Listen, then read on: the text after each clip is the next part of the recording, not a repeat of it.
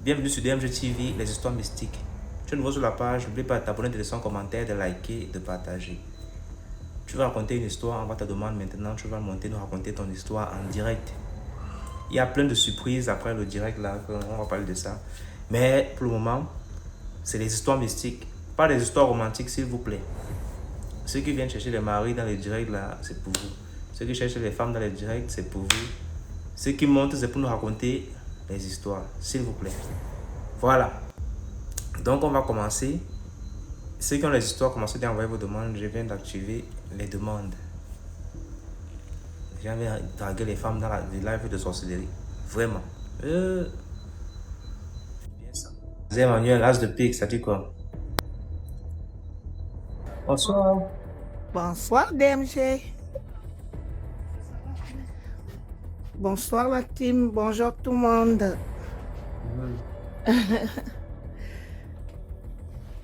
Comment ça va? Très bien, et toi? Oh, je me suis brûlé la jambe gauche. Il faisait tellement froid que je me suis ébouillanté le pied gauche. Mais c'est en voie de guérison. Wow. Ouais, ça va mieux.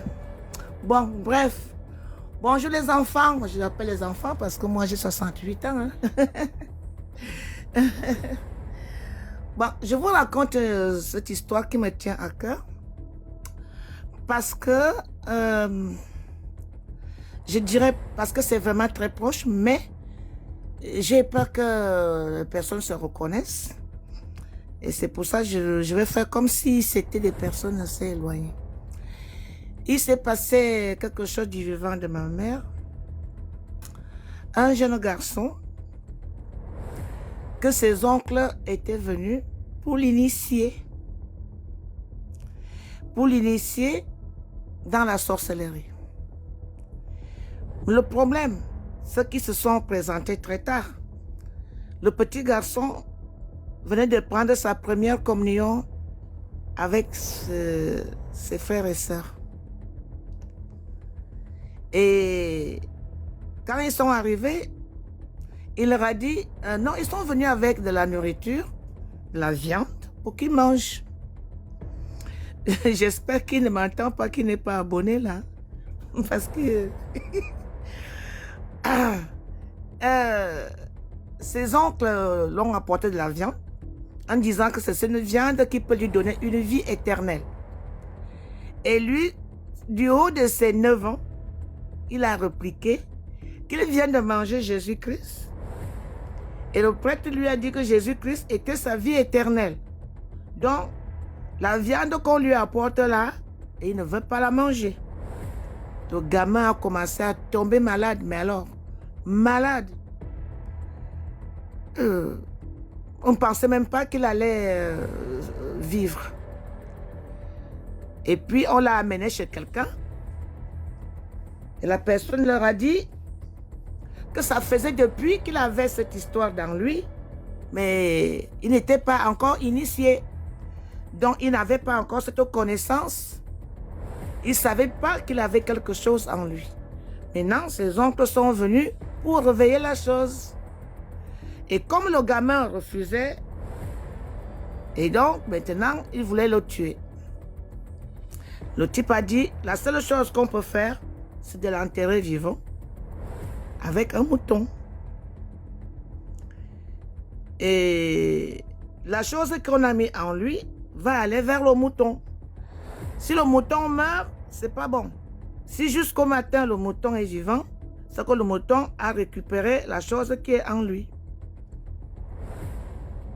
Et c'est comme ça qu'ils ont enterré ce petit garçon de 9 ans avec ce mouton. Histoire très très proche. Très proche. Que, bon, je ne savais pas que ce garçon pouvait atteindre 32 ans aujourd'hui. Et le matin, en allant ouvrir la tombe, on avait couvert bien sûr avec de la tôle.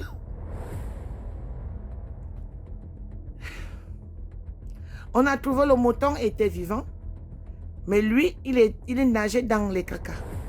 Pardon, oh là là, j'ai dit un gros mot. il était imbibé de tout, quoi.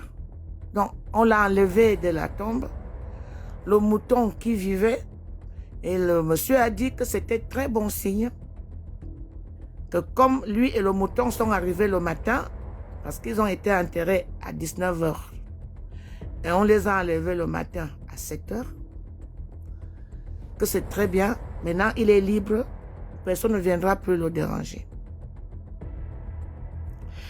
Et c'est comme ça qu'on a été le nettoyer, le laver. On a obligé la famille à aller pêcher les poissons-chats. À tous ceux qui savaient qui étaient mêlés à cette histoire, ceux qui n'ont pas voulu le faire ne sont plus de ce monde. Et ils ont mangé les poissons-chats crus. Voilà. Et ce garçon, même jusqu'à maintenant, il est souvent, quand il est malade, il est malade. Mais ce qui est bien, c'est qu'il est très croyant. Il a mis son cœur à Dieu. Et je pense que ceci lui sauve la vie. Parce que ces personnes, ces gens-là, quand ils veulent quelque chose, mais en tout cas, les 3 personnes qui sont venues pour chercher à l'initier ne sont plus de ce monde. Donc, c'est cette histoire que je voulais juste raconter, elle n'est pas longue, mais c'est une histoire très poignante qui peut arriver à tout enfant. Quand vous avez votre enfant, vous ne savez pas que vous avez un enfant parce que d'autres sont initiés très tôt, d'autres tard. Je ne sais pas pourquoi. Eux, ils ont attendu jusqu'à l'âge de 8 ans, parce que je crois que c'est 8 ans, 8-9 ans, oui, pour vouloir l'initier. Je ne comprends pas. Il aurait pu le faire quand il était bébé. Peut-être aujourd'hui, on aura un grand sorcier autour de nous. Mais Dieu a décidé autrement. Peut-être que c'était la volonté de Dieu aussi, que cela ne se fasse pas. Faites très attention à vos enfants. Parce que l'enfant est venu raconter à sa mère. Si sa mère ne l'avait pas écouté, ça n'aurait pas été. Elle a raconté à sa mère et ses oncles. La première personne qu'il voulait que cet enfant leur donne, c'était sa propre mère.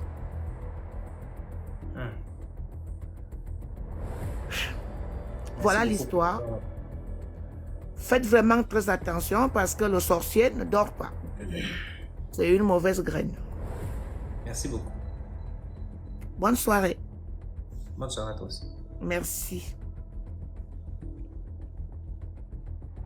Wow. Il y a des trucs, quand on a fait le tournage du deuxième court-métrage, on a tourné peut-être 2 ou 3, 4, oui 4. Il y a une scène qui s'est passée en pleine forêt. Il était déjà, je pense qu'ils sont tournés vers les 23h, 24h. C'était une petite forêt où on a tourné. Et il y a une scène qui s'est passée là-bas. Quand le film va être diffusé, on va faire carrément à la fin du film expliquer la scène là parce que c'est une scène qui a terrorisé toute l'équipe.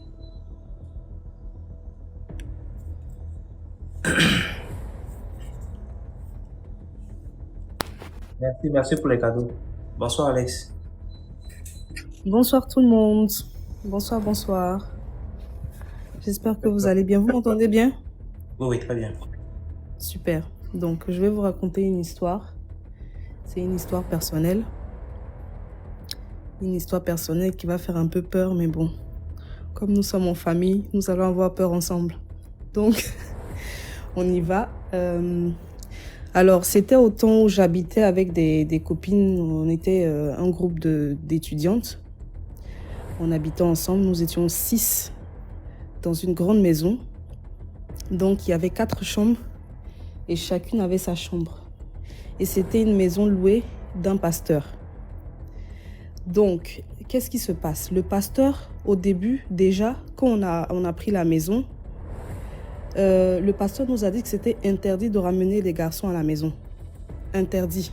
Donc, il nous donnait les règles de la maison alors que c'est nous qui payons la maison. On a trouvé ça bizarre, mais on s'est dit, bon, il fait ses règles. Même comme ça, il y avait des amis qui rentraient à la maison et tout. Pas de souci. Et il y avait beaucoup de problèmes à la maison. Chacun avait plein de problèmes. Problèmes financiers, école. Nous qui avons des copains, par exemple, les copains n'étaient pas... Il n'y avait que des problèmes, en fait, des disputes. Donc, tout le monde avait l'esprit très bas. Et un soir, la nuit, comme ça, je dors. Vers 2h, 3h du matin, je me réveille. Et je sens quelqu'un derrière moi. Sur le lit. Donc, je me dis que, je fais une paralysie du sommeil. Parce que la paralysie du sommeil, tu te sens que tu es réveillé. Tes yeux sont ouverts, mais tu ne peux pas bouger. Donc, c'est exactement ce qui se passait. J'étais là derrière, je suis là, je suis couchée. J'ouvre les yeux dans le noir, je vois la porte, je vois tout, mais j'arrive pas à bouger, je peux pas crier, je peux rien faire. Donc, je suis là, je me dis, mais qu'est-ce qui se passe? Et il y avait un ours, j'avais un ours à l'époque derrière moi. Donc, les gros ours des enfants, les ours, peut-être qu'il avait 1 mètre. Donc, je l'ai mis sur le lit et dans ma tête, je me dis, mais c'est l'ours qui est derrière moi ou il y a quelqu'un derrière moi? Donc, en fait, la peur m'a envahi tellement que je me disais que voilà, je suis en train de rêver, mais sauf que je n'arrive pas à bouger. Qu'est-ce qui se passe? Et je sens que l'ours se penche comme ça. Donc, je sens l'ombre derrière ma tête. Donc, je tourne les yeux et je vois l'ombre derrière moi comme ça qui me chauffe le dos, qui commence à me toucher. Il est couché derrière moi. Je sens son souffle comme ça derrière ma nuque. Donc, je suis là, je tremble. Je me dis, mais qu'est-ce que je vais faire? Je veux crier, je n'arrive pas à crier. Je n'arrive pas à bouger. L'ours là, et il s'est couché comme un... Mais c'était pas un homme, c'était un petit truc. Et donc, j'ai commencé à avoir tellement mal. J'ai commencé à avoir des brûlures au dos, des brûlures. Quand les brûlures ont commencé à être très intenses, je me suis levée tout d'une fois en même temps. Je me suis levée un coup. Et bon, j'ai pas fait comme dans les films d'horreur américains là. Moi, je suis sortie direct de ma chambre, j'ai fui. Donc, je courais, sauf qu'il faisait noir dans la maison. En sachant qu'on était 6 filles dans la maison, il y avait 6 filles, donc il y avait 2 filles qui priaient beaucoup, mais bon, elles n'étaient pas très, je sais pas, je sentais pas spirituellement qu'elles étaient fortes. Il y avait une qui dormait, la maison était calme, le couloir était noir, il n'y avait rien, donc je marche, je prie, je suis là, je dis, mon Dieu, qu'est-ce que je vais faire? À qui je vais parler? Et il y avait une fille qui était là. Je suis allée la voir, j'ai tapé la porte. Je dis, Fatim, c'est pas son nom, mais bon, je vais lui dire Fatim. Fatim, tu es là, tu dors? Elle me dit, qu'est-ce qu'il y a? Je dis, pardon, est-ce que je peux rester avec toi? Elle dit, mais qu'est-ce que tu as? Je dis, je sais pas si je rêve ou pas, mais il y a quelque chose qui m'a brûlé le dos. Donc, elle soulève ma chemise, elle regarde mon dos, c'est tout rouge. Elle dit, mais tu n'as rien, mais c'est rouge. Je dis, oui, il y a quelque chose qui se passe, je sais pas, il y a quelque chose dans la maison. Elle dit, bon, prends mon chapelet. Et j'ai pris le chapelet. On commence à prier. Elle dit, dors, tu vas rester ici avec moi. Et entre-temps, Fatim, elle, sa chambre, c'était une chambre avec une douche dedans. Donc, elle avait une suite. Donc, on dort. Et pendant que je dors, je sens qu'il y a quelqu'un dans la douche de Fatim. Il y a l'eau qui coule. Vous savez, quand l'eau coule, l'eau chaude coule avec la fumée qui sort. Donc, il y a l'eau chaude qui coule et la fumée sort. Et je me tourne, je ne vois pas Fatima à côté de moi. Je dis, mais comment c'est possible? Et je n'arrive pas à bouger. Au fait, ce qui m'a pris dans ma chambre était en train de me reprendre où j'étais. Donc, j'ai eu la même paralysie.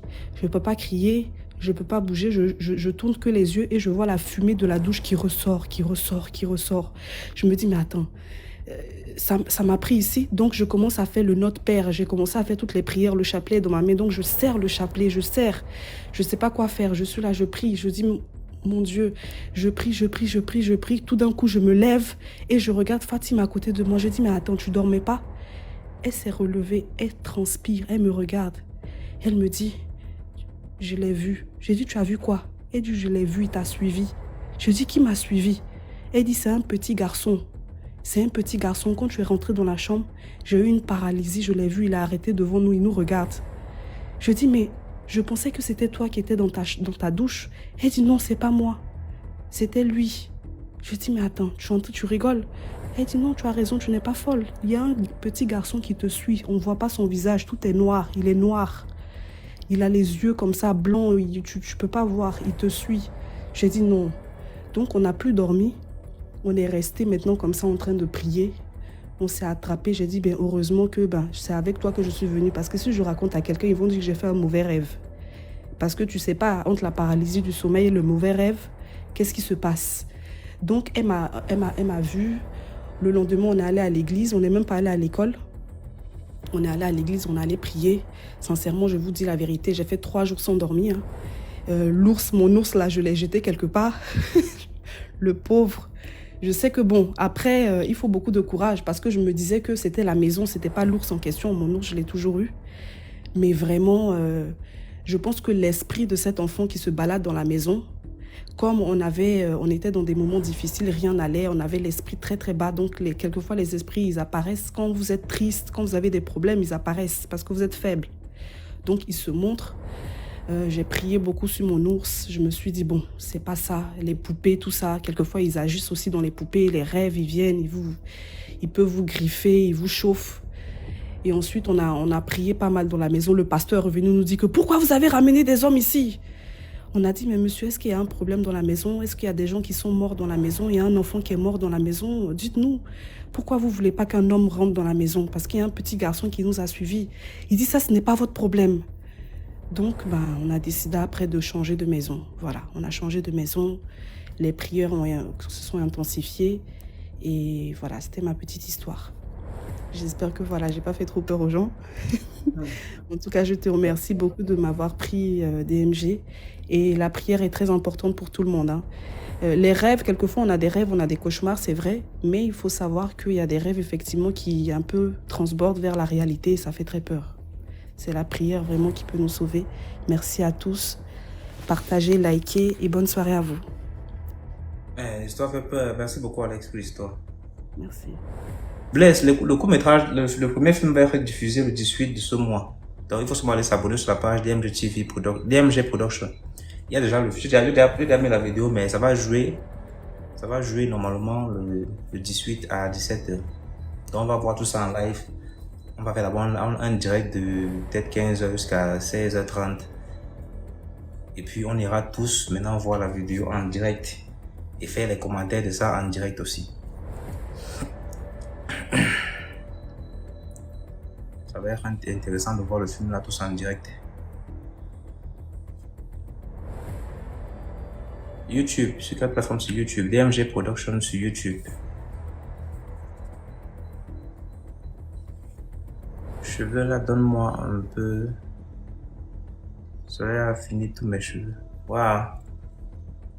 Sur YouTube, pas sur Telegram, sur YouTube. C'est quand? C'est le 18 de ce mois, 18 mars. À 17h00. En tous les cas, il y aura les communiqués qui vont se faire sur des différentes pages par rapport à ça, donc ne vous inquiétez pas. Vous mangez là. Là, c'est quoi là-bas?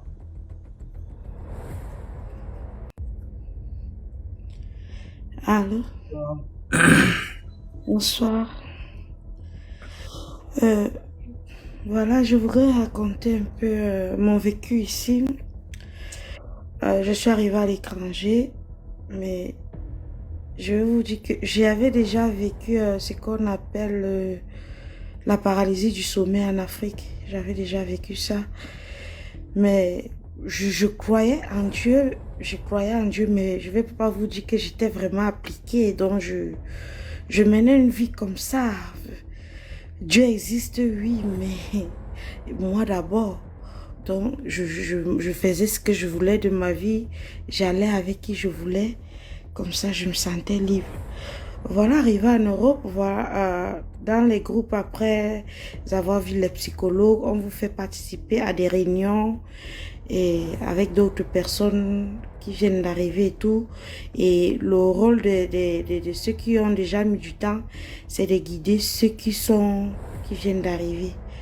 Et voilà, il y a une personne qui est arrivée dans le groupe et le dirigeant du groupe me dit, bon voilà, il y a une dame qui est arrivée, en plus c'est ta consoeur, donc voilà, je te conseille vraiment si c'est possible, de vraiment l'encadrer et de l'orienter, de lui dire un peu ce qu'on a déjà eu à faire ici dans le passé, comme ça elle ne sera pas dépaysée. Je dis ok, il n'y a pas de souci. Bon, je prends la personne, mais la personne quand elle arrive, elle me fait des avances. Je lui dis, bon, voilà, tu viens d'arriver, je comprends que peut-être qu'à cause de la solitude, tu te sens, tu as un besoin, mais moi, je te prends comme une petite sœur. Donc, voilà, s'il te plaît, il faut que ça reste comme ça. Si tu veux qu'on garde une bonne relation, considère-moi comme ta grande sœur. Je ne me vois pas en train de faire ça avec toi. De toutes les façons. Bon. Au début, là, la personne a essayé d'insister. J'ai dit non, non, non, je te dis, je suis catégorique à ça, ça ne m'intéresse pas. Non, apparemment, la personne, cela ne lui avait pas plu, mais elle ne m'a pas dit. Et moi aussi, vous savez, en Europe, si la solitude, c'est quelque chose qui est présent. Donc, une personne venant de chez moi, je me dis, oh, voilà ma personne. Je prends la personne comme ma soeur. Voilà, et Dieu merci pour moi, le temps passe et j'obtiens mes papiers ici et tout. Donc, je vais, quand tu obtiens tes papiers, on t'envoie dans c'est une autre maison de transit. Le temps que tu trouves ta maison et tu aménages quoi. Tu es le propre chez toi. Alors là-bas, un jour, je dors. Mais pendant que je dors, je sens que je suis en train de faire un mauvais rêve. Je suis poursuivie par des entités vraiment effrayantes. Donc, je suis effrayée dans mon sommeil. Je suis effrayée dans mon sommeil et une voix me dit, lève-toi.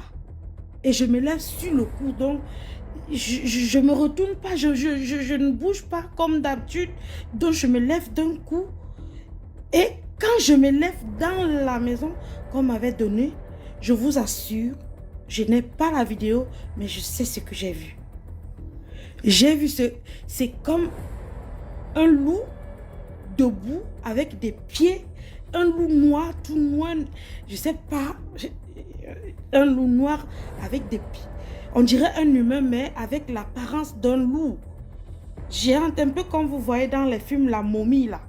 Il y a des hommes, c'est des hommes loups, c'est chacals, je sais pas quoi, mais avec des pieds humains, des pieds, en fait ils sont debout, mais c'est un loup, c'est un animal, oh, juste à la tête de mon lit. Et je me lève, je dis, ah, de toutes les façons, moi j'ai un Dieu.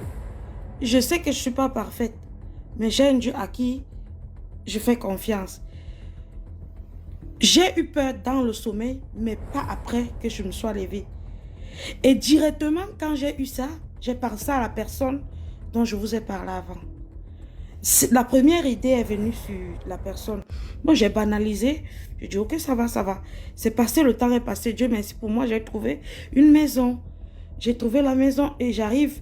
Et la personne aussi, pendant le temps que j'étais en transit, a eu ses papiers aussi entre-temps. Mais avait eu le logement là où moi, j'avais trouvé mon logement à moi. Donc, elle avait eu le logement de transit dans la ville où moi, j'ai trouvé mon logement à moi. Et elle cherchait dans la maison. Elle n'avait pas de maison. Donc, de temps en temps, elle me disait, est-ce qu'elle peut venir à la maison chez moi? Je dis, il n'y a pas de problème. Mais vous savez, en Europe, quand tu prends une maison, avant d'aménager la maison, avec le propriétaire, vous faites ce qu'on appelle l'état des lieux. Donc, la personne vous montre toutes les pièces. Et vous dit, ici, il y a ça. Donc, c'est du genre... Elle a un papier, soit elle a déjà noté tout, elle vous donne une copie du papier et ensemble, vous faites le tour de la maison. Au cas où il y a quelque chose qui se gâte, tu sais que non, ça, quand je suis entrée, on m'avait dit que ça, il y a ça. Donc, on a fait le tour de la maison. J'ai vu la maison de fond en comble. Elle était vide. Elle était vide, totalement vide. Il n'y avait rien dans toutes les pièces. À la cuisine, il n'y avait rien dans tous les tiroirs, tout ça. Non, voilà. J'aménage et la personne de temps en temps vient avec une copine à elle. Me disent, bon voilà, comme j'ai pas encore de maison, s'il te plaît, de temps en temps, si tu peux me permettre de venir dormir chez toi. Je dis, mais il n'y a pas de problème. En plus, quand tu viens d'obtenir tes papiers ici, le temps que ton dossier passe pour que tu commences à percevoir les sous, ça met un certain temps. Donc, et pendant cette période, c'est une zone de galère. Et elle et sa personne elles avaient un peu, donc quoi. Donc quand elles venaient là, elles me sucraient un peu. Bon, font le marché. Ça m'aidait en attendant que le truc arrive. Voilà, elles viennent chez moi. C'est la seule et unique personne qui venait chez moi. J'aménage bien. Elle vient de temps en temps avec sa copine. Elle dorme sur mon lit et tout. Mais à un moment, je commence à avoir de sérieux doutes. Pourquoi? Parce qu'un jour, j'entre dans ma cuisine. Je trouve dans les tiroirs de la cuisine du placard une boîte en peau de serpent. Une boîte rectangulaire, disons mesurant 30 cm sur 20 cm. Avec eux, faite en peau de serpent. Et quand je découvre cette boîte, elle est assise au salon, dans mon salon. J'étais en train de faire quelque chose à manger. Je dis, ah, d'où vient cette boîte? Je n'ai jamais vu cette boîte dans ma maison. J'ai fait l'état de lieu ici. Je sais comment, quand je suis entrée ici, qu'est-ce que j'ai vu dans les tiroirs. Il n'y avait rien dans les tiroirs ici. Cette boîte ne vient pas de moi. Qui a mis cette boîte dans la maison? Et moi, sachant que c'est la seule personne qui venait chez moi, donc là, le doute était encore plus palpable pour moi. Que bon, je ne connais pas, je n'ai pas des lunettes infrarouges qui voient l'intérieur de tout un chacun. Quand je dis infrarouge, vous pouvez imaginer ce dont je veux parler. Je n'ai pas ça, mais franchement là, il n'y a personne qui vient chez moi à part cette personne. Donc, si cette boîte se retrouve chez moi, je ne délie pas. Je sais bien que quand j'ai fait l'état des lieux, tout était vide ici. Mais comment se fait-il que du jour au lendemain, une boîte aussi bizarre, en peau de serpent, mais je vous assure, on dirait un serpent vivant, parce que c'était reluisant quand ça passe au soleil. On dirait un truc vivant dans mon placard. Et je commence à dire, mais en parabole, la personne était là, elle entendait, je commence à dire, la personne qui a mis cette boîte, à partir d'aujourd'hui, cette personne a affaire à moi. Parce que comme on dit, la personne ne sait pas d'où je viens. Ne sait pas qui je suis. Je viens de très loin. Et ça, c'est un combat entre moi et la personne. Elle vient me dire, il y a quoi, tu bavardes quoi ici là? Et voici une boîte que je viens de trouver ici. Et je sais que je n'ai pas amené cette boîte ici. Et je ne l'ai pas trouvée dans cette maison. Donc quelqu'un a mis cette boîte ici. Et je ne sais pas qui est cette personne. Mais, à audio de la personne, elle me dit, ah, ma personne, ouvre ça, ouvre ça. Il dit, je vais ouvrir, est-ce que c'est moi qui ai mis la boîte? En fait, la personne ne fait que m'inciter à ouvrir la boîte. Ouvre ça. Il dit, non, je ne peux pas ouvrir cette boîte. Ce n'est pas moi qui l'ai mise dans ma maison. Je ne connais pas d'où elle vient. Et elle m'a l'air mystérieuse. Cette boîte n'est pas une boîte ordinaire. Ce n'est pas une boîte ordinaire. Elle n'a pas atterri dans ma maison du jour au lendemain. Et pourquoi toi, tu me demandes d'ouvrir? Toi-même, ouvre. Elle prend la boîte, elle fait comme si elle veut ouvrir. Après, elle me dit, gars, tu me fais peur, tu me fais peur. Je dis non. Ah, je dis, moi, je ne nous. Elle fait tout, elle me dit, si c'est moi, je vais ouvrir. Si c'est moi, je dis, ne dis pas si c'est toi, voilà la boîte, ouvre. Ouvre, non. Elle me dit, non, hein, gars, non, non, non. Elle fait tout. Pendant presque une heure, elle ne fait que m'inciter à ouvrir la boîte. Après, je lui dis, non, t'inquiète pas. Je vais gérer le problème. Je prends la boîte au-dessus de mon appartement. Il y avait un appartement vide, en travaux. Et le propriétaire m'avait dit, cet appartement, tu peux l'utiliser pour mettre... En fait, j'avais demandé la permission au propriétaire. Si j'ai comme je n'avais pas de cave, donc si je peux utiliser l'appartement du dessus comme c'est vide pour mettre des effets que je n'utilise pas directement ou je vais utiliser plus tard. La propriétaire m'a dit oui, tu peux utiliser, elle m'a donné les clés. Donc j'ai pris cette boîte. Je suis allée, je l'ai mise dans cet appartement au-dessus et je ne sais pas pourquoi je l'ai fait. J'ai fait pipi sur la boîte et j'ai commencé à maudire cette boîte en priant. J'ai commencé à maudire cette boîte et j'ai fait pipi sur cette boîte. Voilà, je l'ai laissé là-bas en haut. J'ai dit, le moment arrivé, je vais gérer ce problème. Un jour, les mois passaient, peut-être quelque chose comme 3 mois. J'ai dit, ok, aujourd'hui, je vais régler le problème de cette boîte. Je monte dans l'appartement du dessus, je prends les allumettes et il y a un truc ici, on allume le charbon. Quand on veut faire le barbecue, c'est comme du pétrole, mais c'est en forme de boule, quoi. Un peu comme une motte de caoutchouc. Donc, je monte avec ça là-bas, je découpe ça en petit dans un seau en métallique. J'ai lancé la boîte. L'appartement au-dessus, je vous assure, c'était un appartement qui n'avait même pas de toit. Donc, quand il pleuvait, la pluie entrait. C'était un appartement qui devait être en travaux. Et comme ma propriétaire était un peu paresseuse, donc ça prenait le temps. Elle disait, quand la saison sèche va arriver, elle va le faire donc en été. Elle va arranger l'appartement. Sinon, l'appartement n'avait pas de toit. Donc, il n'y avait pas d'électricité. Tout est coupé parce que si c'est comme ça, c'est le jour où tu prends la maison, tu vas te déclarer, tu prends l'électricité, le gaz et autres. On envoie sur les lignes, quoi, la ligne. Donc, il n'y avait pas d'électricité, rien. Et le jour où je monte donc pour aller brûler cette boîte, quand je mets le combustible à l'intérieur, j'allume, la boîte prend feu.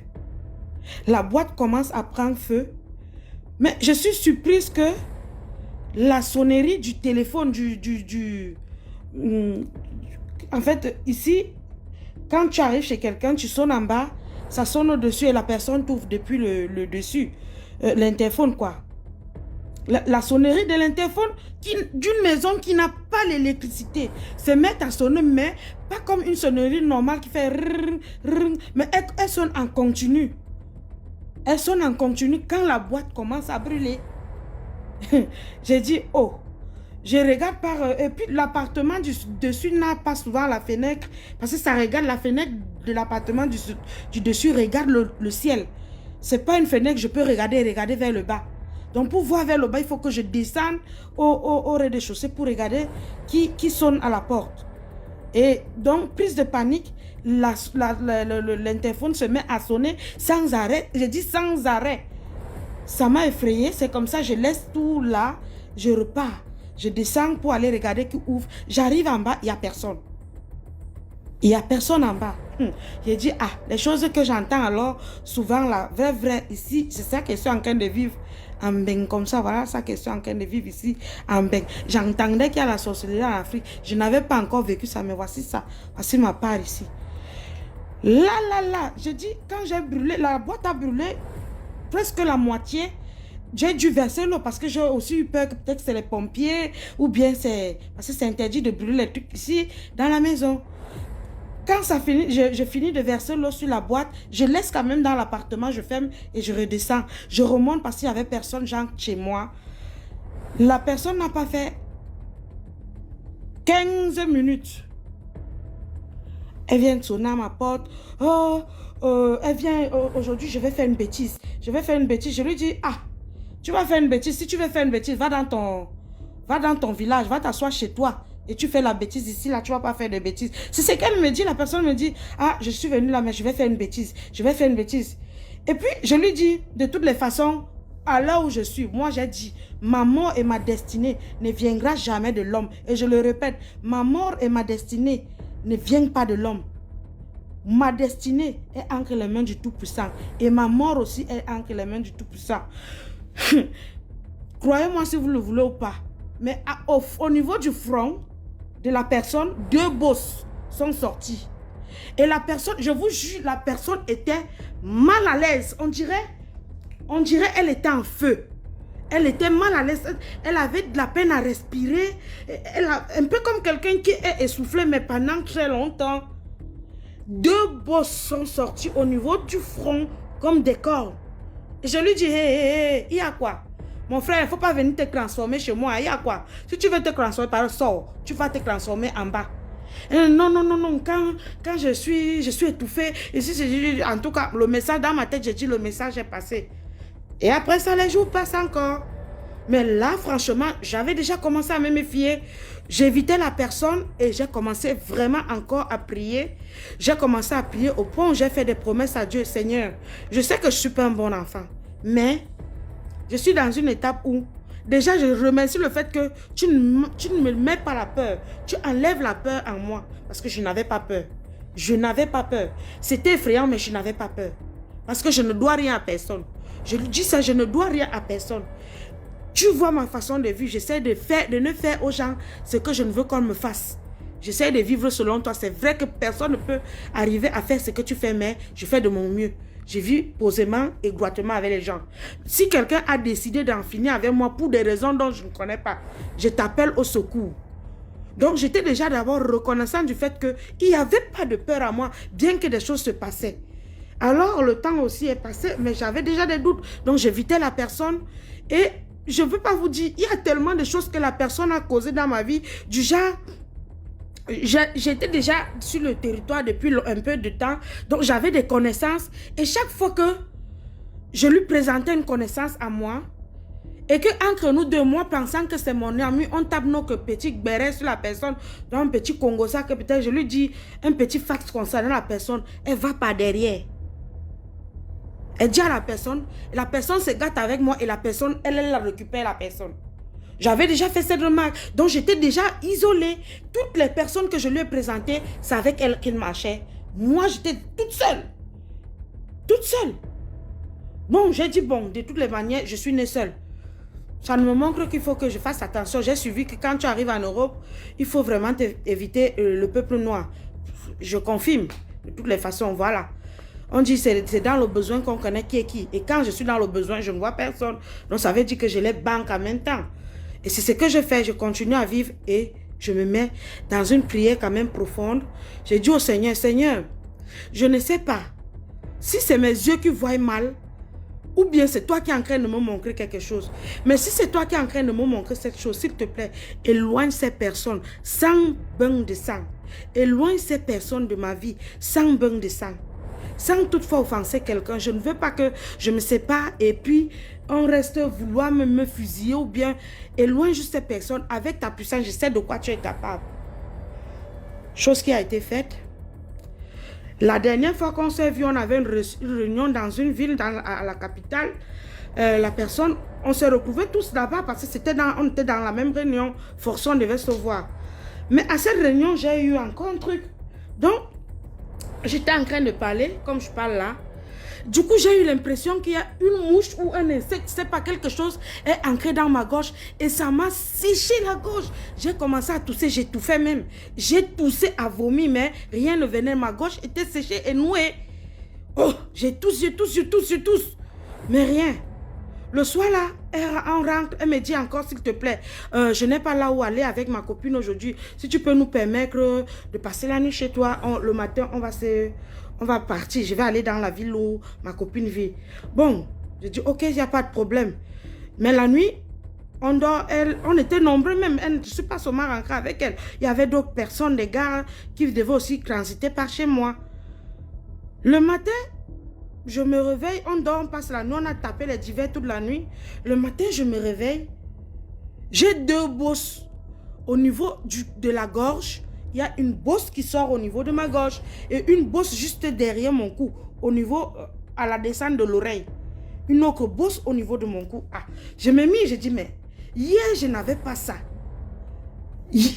Dans ma salle de bain, il y a une toilette dont je me brosse les dents devant mon miroir. Hier, je n'avais pas ça. Qu'est-ce qui se passe? Aujourd'hui, je vous dis, ce n'est pas des petites bosses.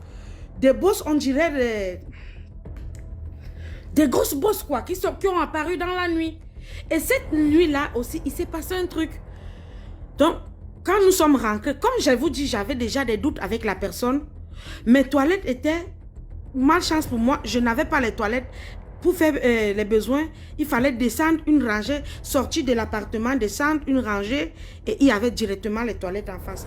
Donc, pour que je fasse mes besoins, il fallait que je sorte de chez moi. Et comme j'avais déjà des doutes, je suis rentrée nous sommes rentrés de la capitale, j'avais envie de faire pipi. Mais j'ai dit, je ne laisse pas la personne si seule chez moi. Je ne vais plus la laisser seule. Donc, j'ai gardé les urines là sur moi. Je suis allée dormir avec les urines sur moi. Mais vous savez, quand vous avez envie de faire pipi, c'est un besoin. Ça reste là, ça vous tient. Mais j'ai dit, je ne peux pas laisser, je ne la laisse plus seule dans ma maison. Je ne sais pas ce qui se passe ici, là. Et à l'heure, si j'ai été aveugle longtemps. Mais là, je ne vais pas dire à Dieu qu'il a eu tort de me sauver de quelque chose. J'ai les yeux, je vais rester là. Quitte à faire pipi au lit, je vais faire pipi au lit. Donc, la personne est venue dormir comme il y avait les garçons dans la maison. Et ils ont dormi au salon. Nous, les filles, on a dormi dans la chambre. Ah, vers 3 h du matin, je vous assure. Je sais que j'ai envie de faire pipi. Je vais faire pipi. Le besoin est tellement pressant, mais j'ai dit je ne sors pas. Ici, là, je ne sors pas. Même dans mon sommeil, dans mon subconscient, j'ai dit je ne sors pas. Je vais rester ici, là. Mais à 3 h, je sens une douleur au niveau de mon bras gauche. Je sens une douleur juste après le coude, entre le coude et l'épaule. Une douleur très vive. Une douleur une douleur forte. Et je vous assure, je me lève d'un coup. Parce que j'étais couché sur le dos. Je me lève d'un coup. C'est pas moi. C'est pas moi. Je sais pas qui m'a levé. Je me lève d'un coup. Je dis d'un coup, sans me retourner, sans me tirer. Je me lève aussi d'un coup. Et là, une chose tombe sur le lit. Qu'est-ce qui tombe? Vous vous rappelez, je vous ai dit que quand j'étais à la maison de Kranzi, il y avait une bête, on dirait une gargouille, je ne sais pas comment expliquer ça. La même chose retombe, bien qu'il est 3 heures du matin, les rideaux ne sont pas lourds, donc les rideaux sont transparents. Il y a déjà une petite lueur de l'extérieur qui vient. Et quand tes yeux ont déjà été habitués à la pénombre, tu peux voir ce qui se passe dans le noir. Je ne sais pas si vous m'écoutez, si le son est bon. Il y a donc... Ok, donc il y a une petite peine, je sais pas, même les yeux qui sont déjà habitués à la pénombre peuvent voir des silhouettes, des apparences. On t'écoute, mais si tu peux faire un petit résumé, parce que c'est un peu long déjà. Donc voilà, je vois la bête, le truc qui se recouche tout juste à côté de moi et je me mets à prier. Et quand je commence à prier, la personne aussi se réveille et me dit, mais tu ne dors pas, pourquoi? Et pendant que je suis en train de prier, se met à tousser. Tousser. En fait, tousser, c'était pour m'empêcher de prier. Mais je force quand même, je finis le Notre Père. J'essaie de prier, je me rendors. Le matin, les bosses dont je vous parlais là, c'est là, je me réveille avec les bosses. Ça m'inquiète, je dis, mais j'étais bien hier. Comment aujourd'hui, d'une nuit à l'autre, d'une nuit au matin, je me retrouve avec 2 bosses. C'est des grosses bosses. Alors je décide, ok, bon, quand ils vont chez eux, j'entre dans une prière intense. Dans ma prière, on me demande de voir, on me dit va à l'hôpital. Je vais à l'hôpital. Le jour où je vais à l'hôpital, c'est long. Donc je vais, comme vous dites, je vais abréger. De toutes les façons, j'ai vécu quelque chose ici que je n'aurais jamais imaginé que je pouvais vivre en Europe. C'est moi qui le dis parce que c'est moi qui ai vécu. Je ne peux pas convaincre quelqu'un de faire attention aux gens en Europe. Mais je dis, moi, d'après ce que j'ai vécu, j'ai compris que la sorcellerie voyage. La sorcellerie prend l'avion, la sorcellerie bosa. La sorcellerie voyage, ça nous couvre ici.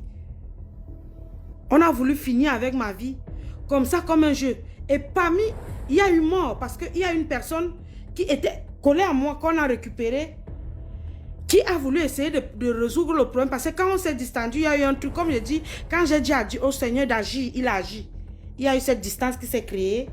Et le petit vient me voir et me dit, mais ça dit quoi non? Comment qu'est-ce qui se passe? Je lui dis, petit, tu sais, dans l'avion, on ne quitte pas ce qui est bien. Quand tu vois quelqu'un quitter quelque part, c'est qu'il y a quelque chose qui ne va pas. Sans passer le petit, là aussi, c'était un radio-crottoir. Si tu lui dis quelque chose, il agite le sel, le cube, tout. Il peut agrémenter, ça devient autre chose là-bas. Donc, pour éviter de me retrouver, et puis c'était quelque chose de mystique. Certes, je suis humain, j'ai la prière, mais je n'ai pas la même force que eux. Parce que ce sont des gens qui ont une force qui vient d'ailleurs. Moi, je n'ai que celle de Dieu. Bien qu'elle dépasse toutes les autres, je ne vais pas aller me mettre en danger en disant que, oh, j'ai Dieu. Voilà. Donc, je dis, petit, on ne quitte pas ce qui est bien. Si tu vois que je suis quitté et que tu ne comprends rien, moi, je suis quitté de toutes les façons. Le petit là n'a pas fait 3 mois. Il a été retrouvé mort devant sa porte. Quand la voiture l'a crasé, crabouillé, on l'a retrouvé mort devant sa porte. Ils étaient ensemble hier. Ils ont bu ensemble avec la personne dont je parle. Le matin, on l'a retrouvé mort écrasé devant sa porte. Comme si un camion avait roulé sur lui, mais aucune voiture n'a reconnu. Donc, où on l'avait tué, où on est venu lancer devant sa porte. Il venait d'avoir ses papiers. Il n'a même pas joui de toucher sa carte d'identité. Donc, nous devons vraiment faire attention. Comme on dit, la prière doit être notre nourriture. C'est vrai que ce n'est pas facile. Quand tu entres en Dieu, il y a tout qu'on vient mettre. La dame qui vient de parler là tout à l'heure, disant qu'il y a des caméras qui mettent et tout, je crois que c'est possible. Ces gens-là, ils fonctionnent, mais ils ont dépassé le niveau du Wi-Fi. Ils fonctionnent. Leur connexion est plus que le Wi-Fi. Donc, on doit toujours rester en prière. Moi, c'est ce que j'ai vécu. Je parle de ce que j'ai vécu. C'est tellement long. Pour abréger, j'ai dit ça. Mais je suis quand même allée. Dieu merci, je suis allée à l'hôpital. J'ai suivi un traitement pendant plus d'1 an. J'ai été opérée. Personne de tous ces gens, personne n'est passé chez moi. Parce que j'étais condamnée à part. J'étais condamnée. Et comme ça n'a pas réussi à me prendre, on a pris celui dont je te parle là, tout à l'heure là. Donc, ça c'est mon vécu. Et c'est quelque chose de réel. J'ai dit, je ne pousse personne à croire. Mais je dis, c'est ce que moi j'ai vécu. C'est mon vécu. On passe pour l'histoire. Vous pouvez me descendre. Bonsoir Ivana. Bonsoir. Comment tu vas? Je vais bien et toi-même? Très bien. Bon, j'ai une petite histoire. Mon histoire n'est pas très sorcellerie, mais bon, elle a plus des leçons à tirer. Bon, je viens du Cameroun, donc cette histoire, je l'ai connue au Cameroun. Étant au Cameroun, j'attendais mon visa. Peut-être mon visa a mis très long que prévu. Donc, c'est-à-dire tout le monde, même les gars qui commençaient la procédure avant moi, ça passait et tout. Ma mère, anxieuse, soucieuse de son enfant, a commencé à en parler à ses proches. Elle en parlait à mon cousin. Puis, mon cousin alors décide de nous amener chez un monsieur avec qui il traitait à Ezeka. Alors, ma mère a parlé avec ce monsieur à Ezeka. Donc, le monsieur nous a demandé d'aller faire 3 jours chez lui. Donc, histoire de faire le traitement, il a dit oui, tout est mystique, on a attaché, on a fait ceci. Si on blague même, elle va mourir. Mais moi, personnellement, je crois vraiment pas trop à ces choses-là. Mais vu que quand tu as une mère qui est à la maison, elle te met la pression, elle a encore un oui et tout. Bon, j'ai dit ok, allons-y. Premier jour, on arrive là-bas. Le monsieur d'abord, il fait des trucs de vision, non? Il lance des trucs, il parle. Mais moi, sérieusement, je croyais en rien. Parce qu'il dit, on t'a attaché, on t'a fait ceci, on t'a fait cela, oui. Ma mère, très croyante, c'est-à-dire, elle croyait à tout ce que ce monsieur disait. Après, bon, le monsieur a vu que j'étais vraiment pas intéressée par ce qu'il disait. Il dit à ma mère, ta fille ne croit pas, elle va voir ce qui va se passer, elle va... Donc, si elle ne croit pas, si elle ne se soumet pas à ce que je suis en train de dire, qu'elle ne croit pas parce que le traitement ne va pas bien se passer et tout. Ma mère vient me parler, parce qu'on était parti aussi avec une de nos cousines. Ma mère vient me parler, elle me dit non, même si tu ne crois pas, essaie un peu d'adhérer et tout. Ma cousine me dit, ouais, toi aussi un homme comme ça, là, on dit qu'il a aidé tel ministre, il a fait ceci à telle personne, tel colonel, les colonels viennent ici, là, mais pourquoi tu ne crois pas? Donc le monsieur, après ça, le monsieur a fait une fixation sur moi, il me dit, tu es très capricieuse, tu es ceci, tu es cela. Ok, j'ai essayé un peu de baisser le cœur et puis commencer un peu à croire à ces choses. Le matin, la nuit, bon, le matin, on se réveille le matin parce que on est parti dans la nuit. On se réveille le matin, il n'a pas pu faire le traitement. Il y avait un produit qui manquait. Va au salon. Il n'a pas pu faire le traitement. Il y avait un produit qui manquait. Il a renvoyé à demain, au lendemain. La nuit, quand je dors, je fais une paralysie du sommeil en fait. C'est comme si je suis en train de rêver, mais je ne rêve pas. J'ai l'impression, parce qu'on dormait chez le monsieur, donc il avait les chambres et puis il nous a donné une chambre de dormir là. J'ai l'impression que je suis en train de... Mais je ne dors pas, je vois tout, donc mes yeux sont ouverts, mais je suis... Donc j'arrive même pas à bouger. Un monsieur entre dans ma chambre. Du coup, il commence à m'embrasser, il commence à me forcer. Après, je dis dans le songe, Jésus, sauve-moi, Jésus, sauve-moi. Puis, le monsieur dit, mais je ne voyais pas, j'ai pas vu le visage du monsieur. Le monsieur disparaît, mais il avait exactement la silhouette du monsieur qui nous faisait le traitement. Directement, je me réveille toute en sueur. J'ai su que si à l'instant je parle de cette scène à ma mère, elle ne va pas me croire. J'ai essayé d'aller voir ma cousine pour dire que est-ce que tu crois vraiment à tout ce que ce monsieur dit et tout. Elle dit non, on te dit qu'un monsieur qui a traité ceci, qui a traité cela, toi tu as des problèmes de visa depuis 2 ans et toi aussi. Ah, comment? Ok. Le lendemain qu'il devait nous traiter alors, déjà d'abord il n'arrivait plus, donc le matin de ça il n'arrivait plus vraiment à me regarder dans les yeux, donc je sais pas trop. C'est comme s'il fuyait mon regard, je sais pas comment expliquer ça, mais il y avait un truc. Après, il commence le traitement par ma soeur, ma cousine. Et avant de commencer le traitement, il formate le cerveau de ma mère. Il commence à dire à ma mère que ta fille est très têtue, ta fille est ceci, ta fille est cela. Ma mère, elle est toujours paniquée. Elle vient me dire, calme-toi, le monsieur se plaint de toi et tout, et tout, et tout. Essaye de te calmer. Le monsieur il commence par le traitement chez ma cousine. Il fait le traitement à ma cousine même pendant 3 heures de temps. Je ne sais pas ce qui se passait là-bas. En mon tour, il me fait appel. Il commence le traitement, il me dit déshabille-toi. Je dis, est-ce que le traitement doit se faire étant nu? J'ai dit déshabille-toi. Oh, il commence à bavarder, puis quand il voit que je ne cède pas, il part voir ma mère, il dit à ma mère que ta fille ne veut pas céder au traitement. Je vous ai dit, cette fille vraiment, ça ne peut pas donner. Ma mère vient me parler dans le lieu où on traitait les gens. Elle me dit, mais déshabille-toi. Ça fait quoi? Est-ce que c'est le premier homme qui te voit nu? Oui. Ok. Je prends mon souffle. Je reprends mon souffle, après je me déshabille. Je reste en sous-vêtements. Il dit même les caleçons, il faut enlever. Entre-temps, il chasse tout le monde. Donc, il enlève tout le monde qui était là aux alentours. Il dit, allez nous attendre de l'autre côté. Parce que où il nous traitait, c'était un peu à 30 mètres de chez lui, de sa maison même. On reste là, il verse de l'eau, il parle, il fait des trucs. Après, il me dit, tourne-toi. Il me pose d'abord une question, il me dit, est-ce que si on te demande le sperme d'un homme pour te traiter afin que tu aies le visa, tu vas accepter? J'ai dit non, je ne peux pas le faire. Est-ce que c'est le sperme d'un homme qui doit me traiter afin que j'ai mon visa?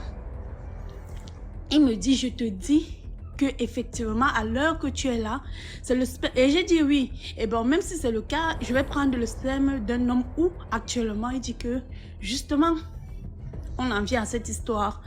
Il me dit, tourne-toi. Il faut que je prenne le sperme, mon sperme. Donc, il faut qu'on fasse des rapports. Je prenne mon sperme pour que je puisse te faire le traitement. J'ai d'abord commencé à rire. Il me dit, mais désolé si je ris parce que j'ai encore l'histoire dans ma tête et tout. Après, il me dit, j'ai dit, tourne-toi. J'ai dit, monsieur, ici, je ne me tourne pas. Il a essayé un peu de me brutaliser. J'ai d'abord cassé le pot, dans leur pot qui font les remèdes et tout, d'incantation et tout. J'ai cassé le pot. Puis, il a commencé à crier, il a crié. Et puis, les gens sont venus, il me dit, on dit cette fille, il commence à dire, cette fille est maudite. Je la maudis, elle ne va rien faire dans sa vie. Elle lui a dit, devant ces trucs de traitement, elle lui a dit, tu n'es personne dans ma vie. Tu n'es ni ma mère, ni mon père. Tu n'es encore, donc, tu n'es personne dans ma vie. Je ne te connais ni d'Adam, ni d'Ève. Tu ne peux pas me maudire. Ma mère, là, elle pleure. Elle dit non, non, c'est un homme. Je dis que arrête de pleurer. Il n'a rien d'un homme de Dieu.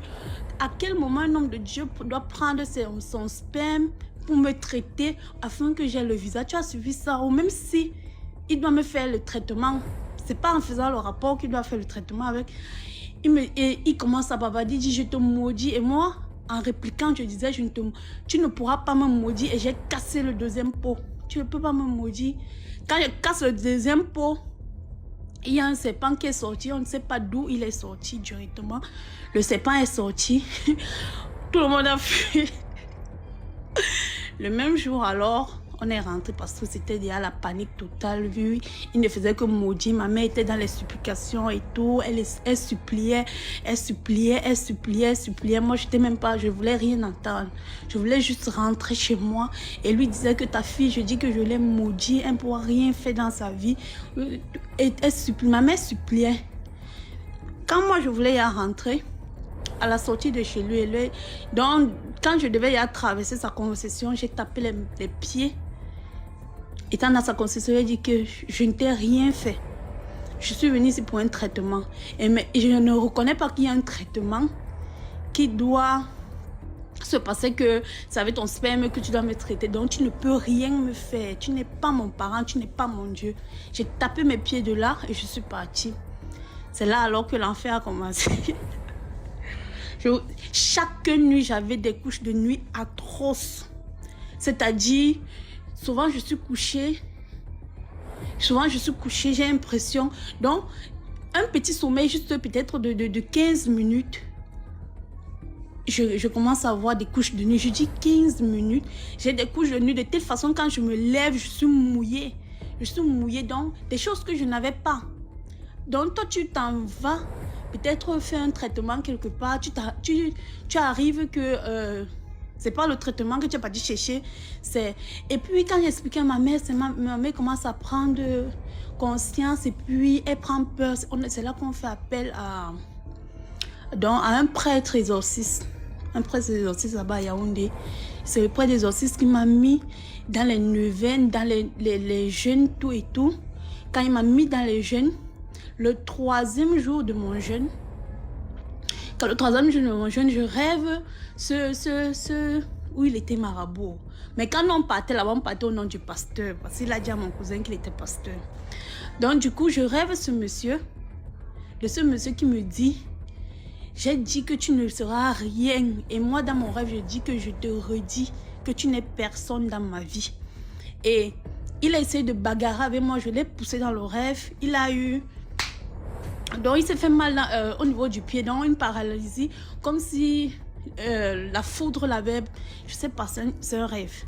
Mais comme mon cousin qui nous avait amené là-bas, resté aussi à Ezeka là-bas, donc il travaillait dans cette zone. Peut-être 4 jours plus tard, comme ça, après le rêve, 4 jours plus tard, il nous dit même que le pasteur, il a fait l'accident, il a le pied. Donc dans le rêve, exactement la partie où j'avais vu que il a été foudroyé. Et c'est exactement la partie que mon cousin me décrit que oui, il a fait l'accident et il y a une partie de son corps qui ne fonctionne pas et tout. Et puis bon, j'ai fini la neuvaine comme ça, j'ai plus de couches de nuit. 2 semaines plus tard, j'ai eu mon visa. Jusque-là, je suis ici au Canada. Donc, c'est ma petite histoire vraiment. Juste pour dire aux parents que parfois, apprenez à faire confiance. Parce que ma mère, elle en avait un problème, elle n'avait pas cette confiance en moi. Elle ne croit pas ce que ses enfants disent. Donc, je ne sais pas trop. Elle croit plus aux hommes de Dieu. Parce que ce monsieur ne peut même pas appeler homme de Dieu. Je ne sais même pas quel nom l'accorder. Donc, elle accorde plus d'importance à ces choses-là qu'à ce que ses enfants disent et tout et tout. Donc, j'appelle vraiment l'éveil des parents et tout et tout. Donc, c'est ma petite histoire. Si tu peux me faire descendre. Merci beaucoup pour l'histoire. Comme le soir aussi, on peut dire que voilà comment une maman était prête à vendre son enfant. À vendre son enfant à cause d'un visa. C'est-à-dire que je suis sûr que si elle disait à sa mère, comme tu vois là, il demande qu'on couche ensemble et que la fille était même, bon, elle n'était pas aussi agressive que ça. La mère allait dire, ok, vas-y, couche, ce n'est que les fesses, ce n'est pas le beurre. Ça ne forme pas. Donc, c'est comme ça que les parents vendent leurs enfants ici.